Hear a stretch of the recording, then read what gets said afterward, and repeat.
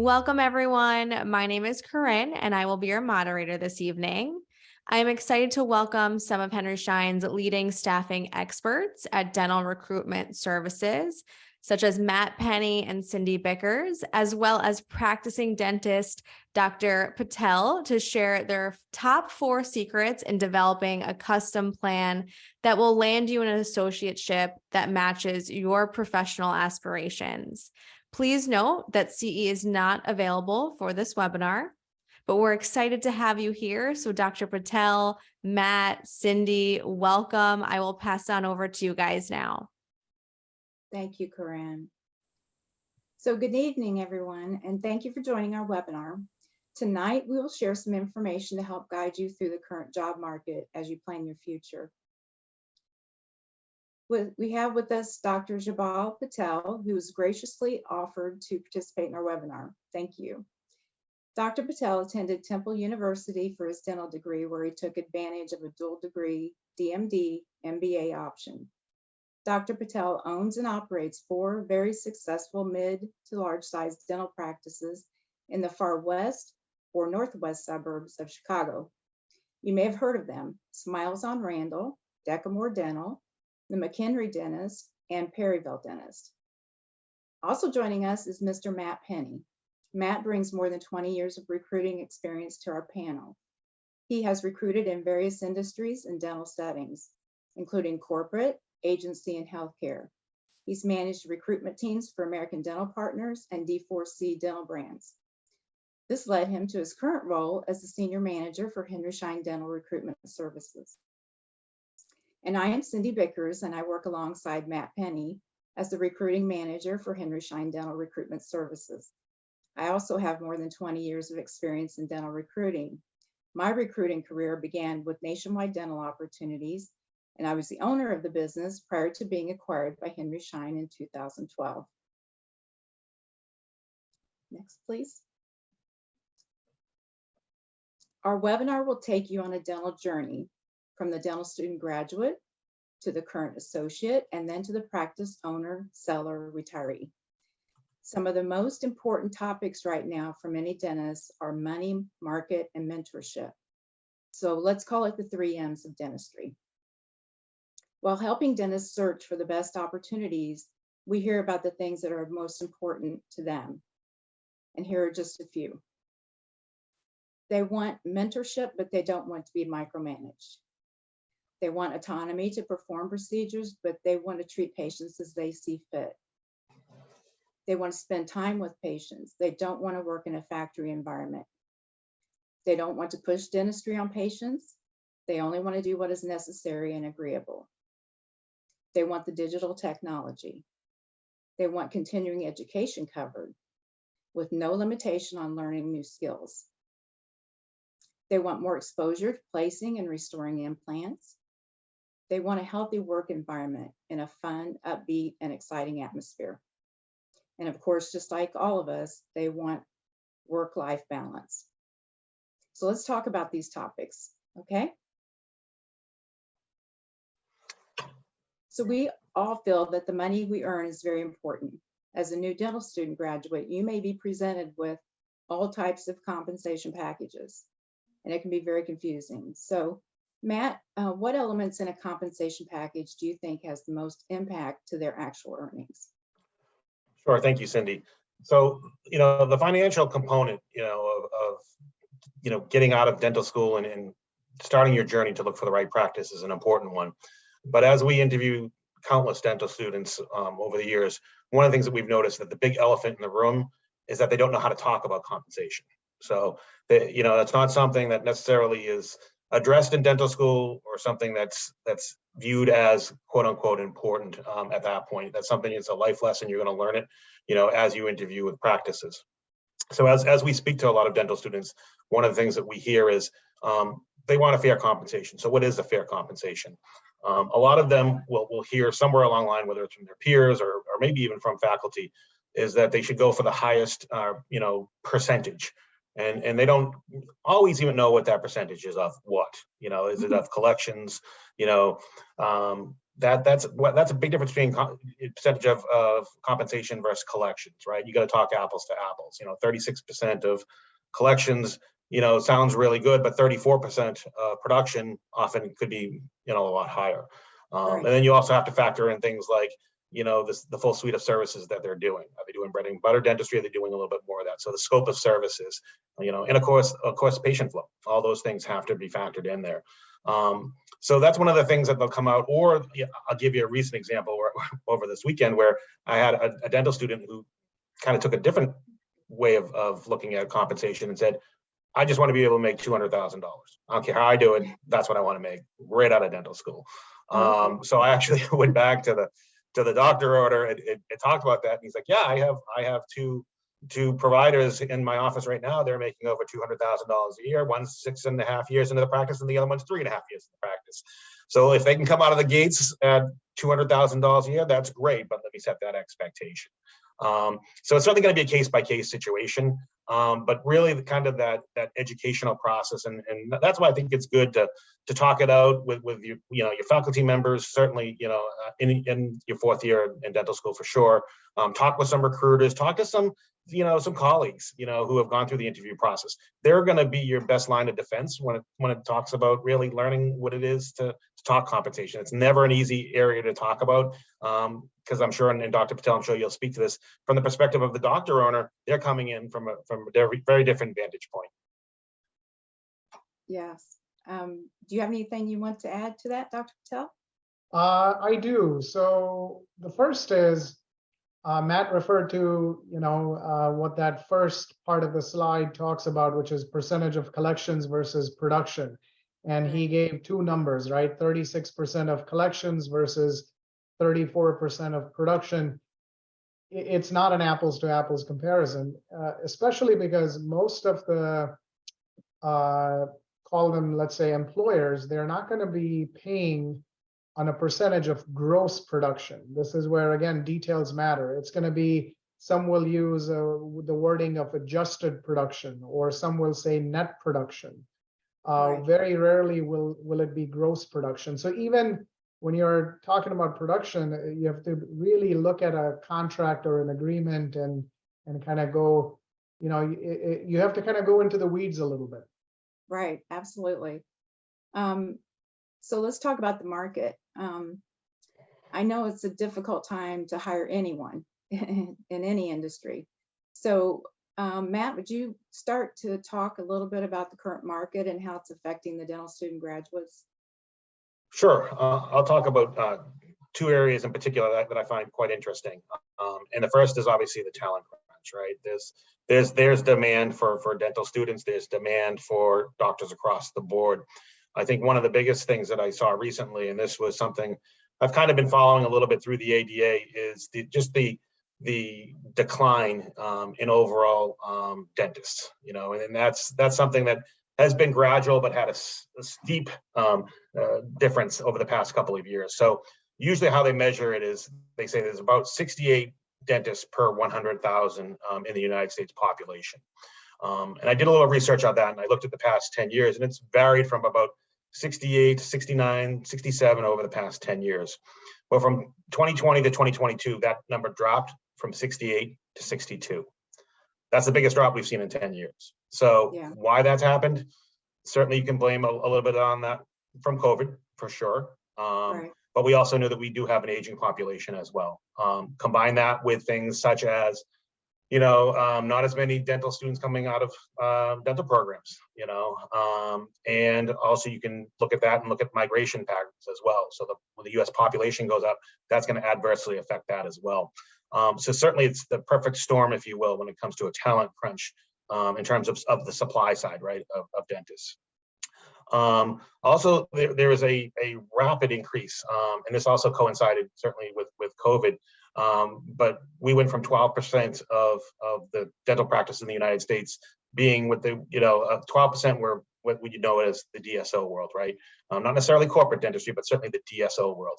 And now in 2022, we're looking at 30%, and then they're projecting 5 to 10 years from now that could go as high as 50%. So I come from the DSO world, so I certainly understand the pros and cons to the DSO world. You have DSOs that certainly would be, considered corporate dentistry, but you also have ownership opportunities within the DSO world. Yeah. And they are a very, very enticing opportunity, certainly for a lot of dental students.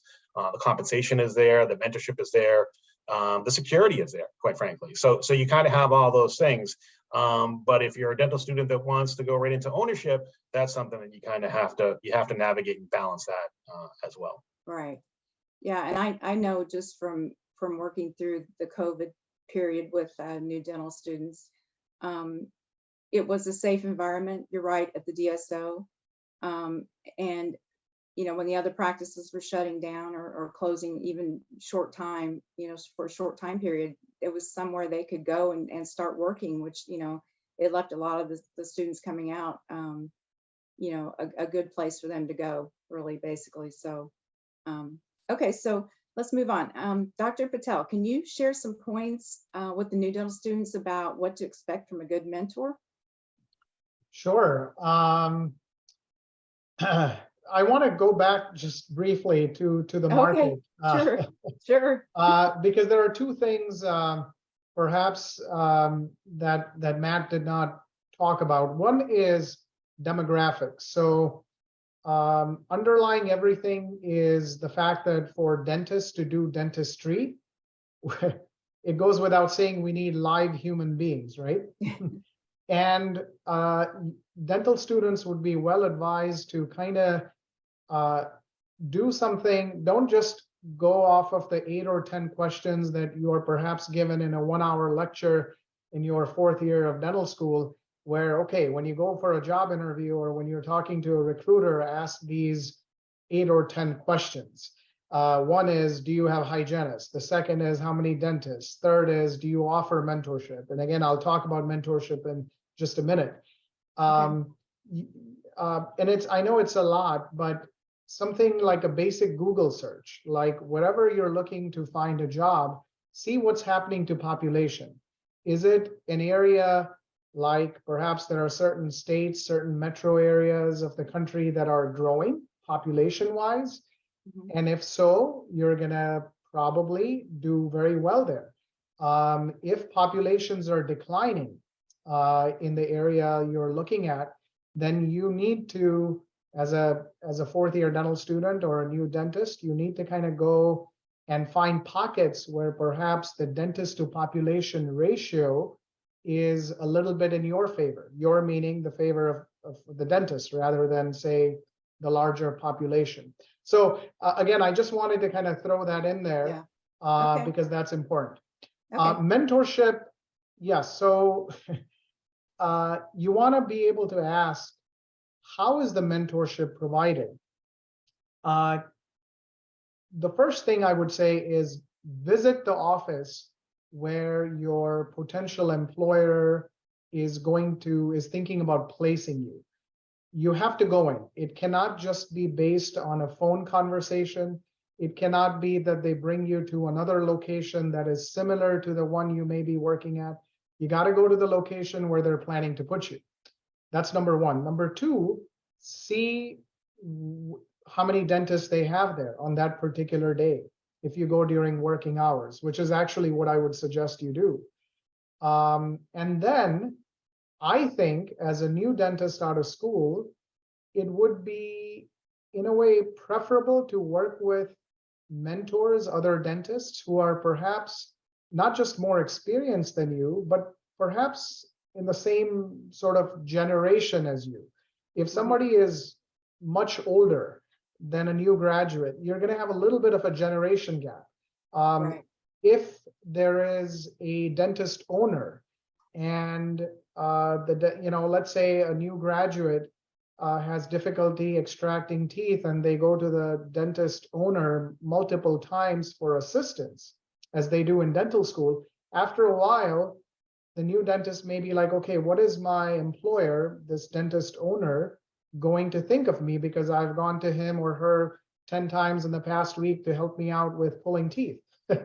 So I think having perhaps other associates there who are more experienced than you, but at the same time within your within a certain age range, perhaps the same generation, I think makes things a little more friendly, a little less stressful, and perhaps it kind of creates a more of a collegial atmosphere. Yeah, right. You have a total support group instead of just one mentor, right?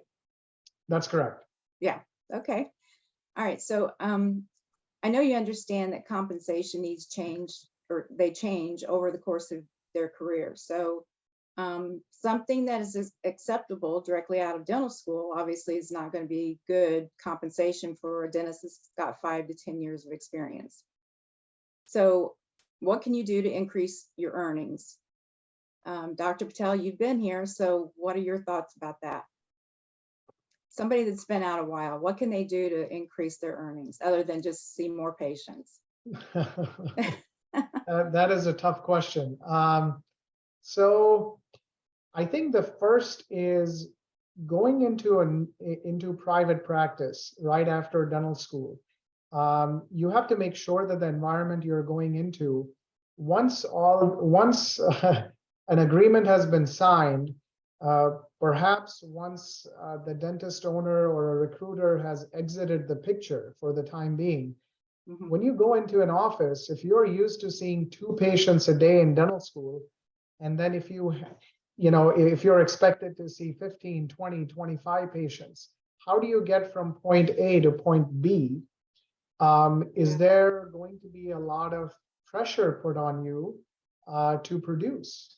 Do you have to meet quotas and whatnot? So what I would do is, if I was a 4th-year dental student going in, I would try to find out, again, by talking to other people who have other dentists who have worked in that office, that, hey, can I grow into increasing my speed?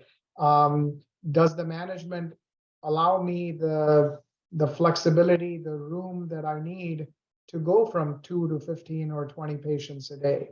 So I think that's important, and you can't really do that unless you talk to other dentists who have worked in that situation, whether it's a private practice or a DSO. Right. Absolutely. And increasing the scope of services that you can perform too.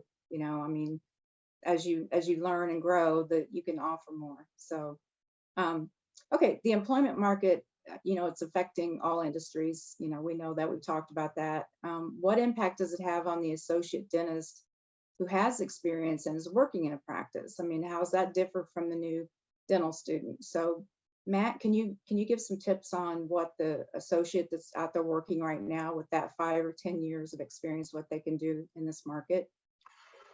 Sure. And I would say that they're very much in demand.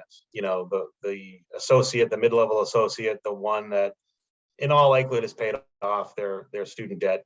They've increased their scope of services.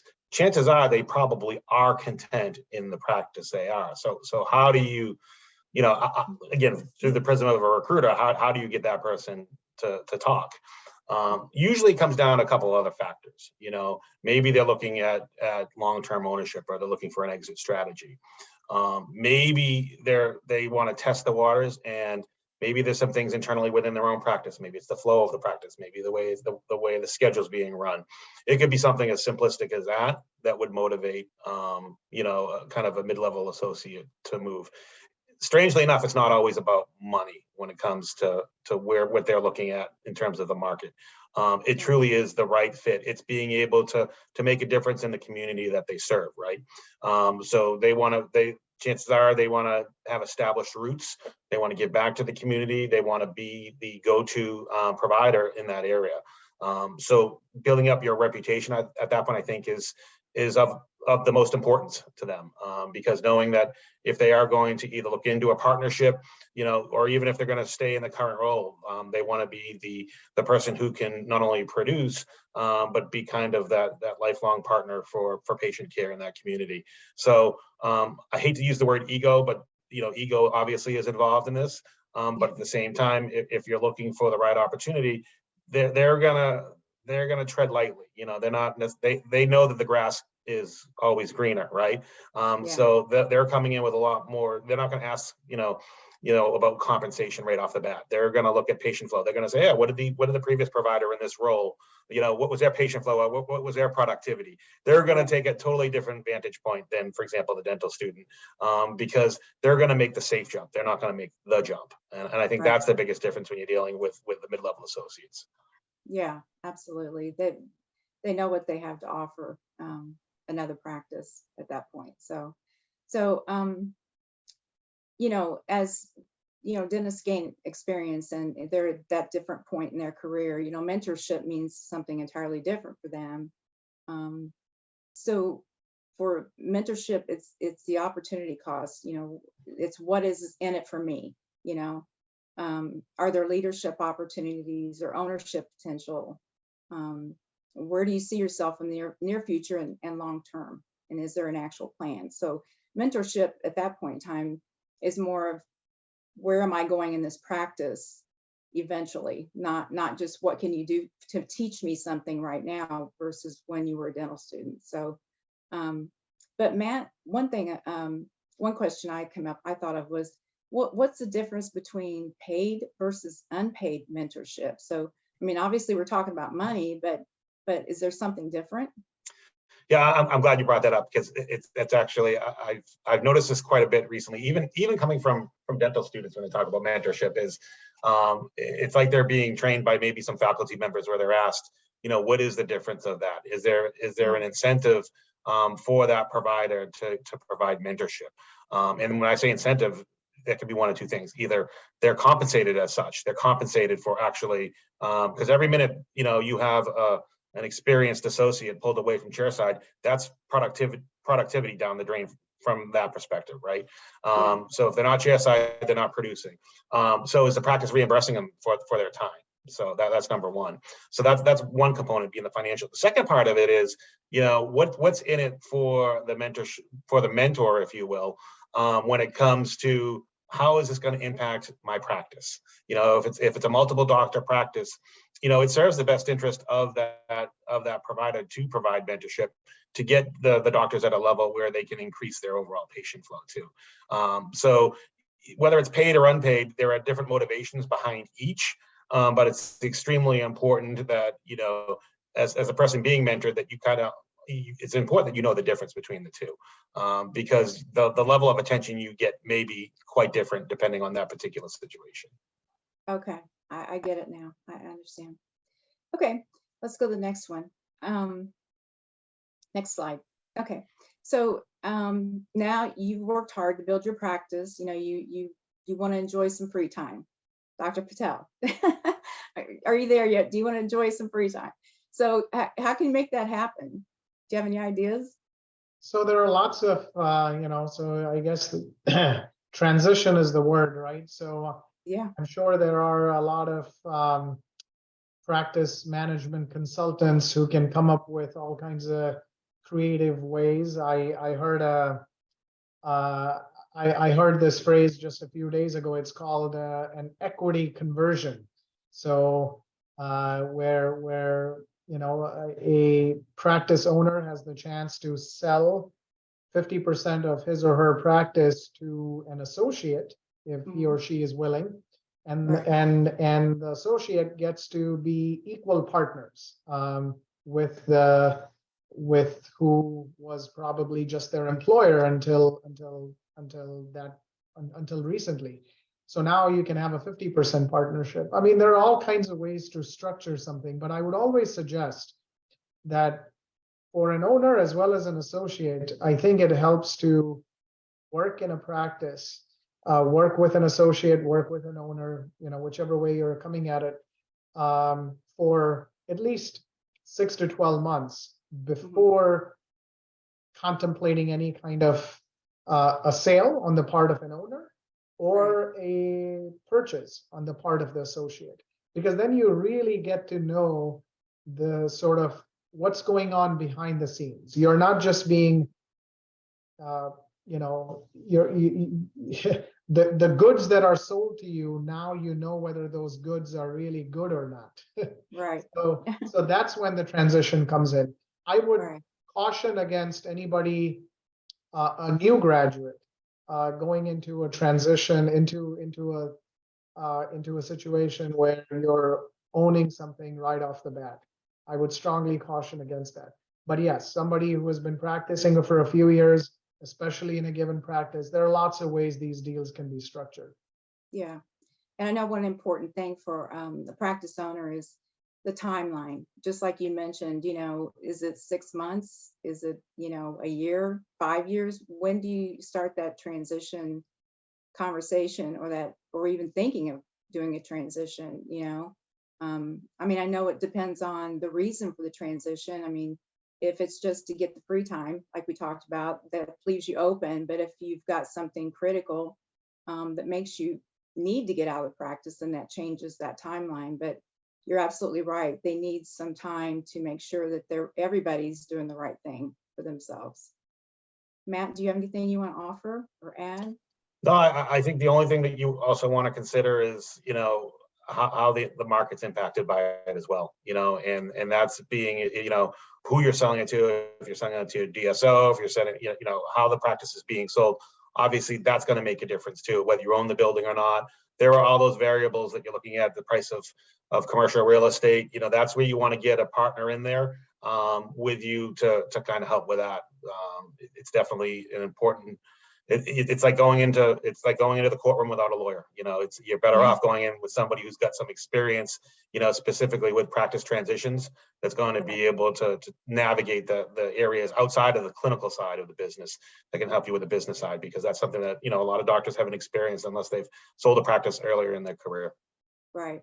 Yeah. And I just recently heard that it is a seller's market right now in the transition, in the practice sales. So, yeah, if you're looking to buy a practice, do your due diligence, and just be aware of the situation.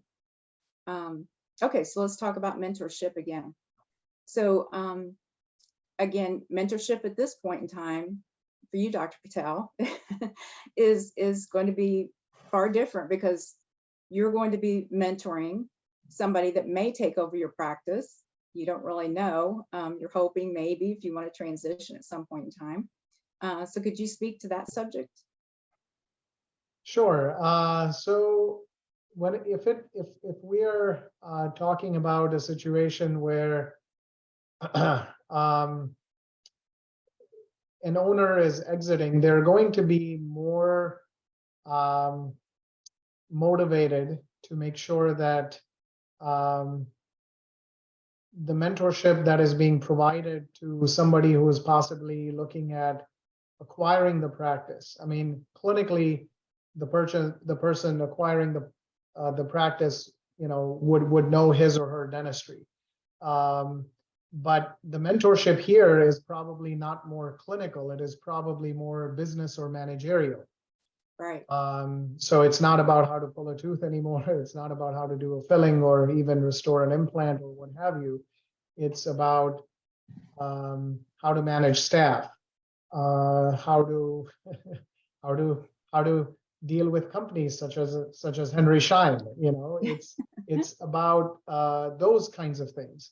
And I think it's a natural progression. You start with the basics, which is clinical dentistry, and then you do all these things. And I think that's also the reason why I suggested that a new dentist, a young dentist, if you will, shouldn't focus on a practice acquisition or partnership right off the bat.